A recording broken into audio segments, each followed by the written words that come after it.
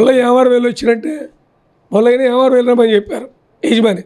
ఏమారు వెళ్ళి వచ్చాడు. ఏ పుల్లయ్య వెళ్ళామంటే రాత్రి చెప్పారంటే పొద్దున వెళ్ళి వచ్చి దేనికంటే మీరు వెళ్ళమన్నారు వెళ్ళి వచ్చాను. అలా ఉంది ఆయన ప్రయాణం. ఆనాడు వచ్చాడు, దేశంలో ఉన్న అన్ని రాజధానుల నుంచి మట్టి నీళ్లు తెచ్చాడు, మన ఎత్తి మీద కొట్టాడు. 5 ఏళ్ళు ఈ రాష్ట్రంలో నరకాసుర పాలన జరిగింది. ఆయన సంఖలో పెట్టుకున్నాడు దత్తపుత్రుడిని జగన్మోహన్ రెడ్డిని. ఈ రాష్ట్రాన్ని సర్వనాశనం చేశాడు. ఇవాళ మళ్ళీ కూటమిలో చేతులు కలిపాడు. నరరూప రాక్షసుడు నరేంద్ర మోడీ అన్న చంద్రబాబు నాయుడు చేతులు కలిపాడు. మళ్ళీ వాడు పాపం గడుపుకోవడం కోసం 7 తాళ్ళు 6 తేళ్ళు చేతులు కలిపారు.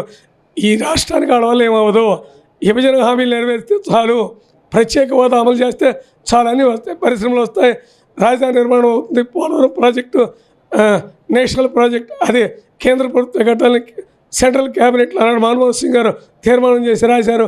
ఈ విధి విధానాలు కానీ వెనుకబడి జిల్లాల ప్యాకేజీలు కానీ ఎయిర్పోర్ట్లు కానీ సీపోర్ట్లు కానీ అన్నీ కూడా విభజన హామీలు వస్తాయి. వీళ్ళు ఎవడో సాయాలు చేయవలసిన లేదు. ఇక్కడ రాష్ట్ర ప్రజలకి ఇక్కడ భిక్ష అవడానికి అవసరం, మా హక్కు అది ఇవ్వాలి. ఇవ్వకపోతే మోడీ గారు రాకను కూడా మేము వ్యతిరేకిస్తాం.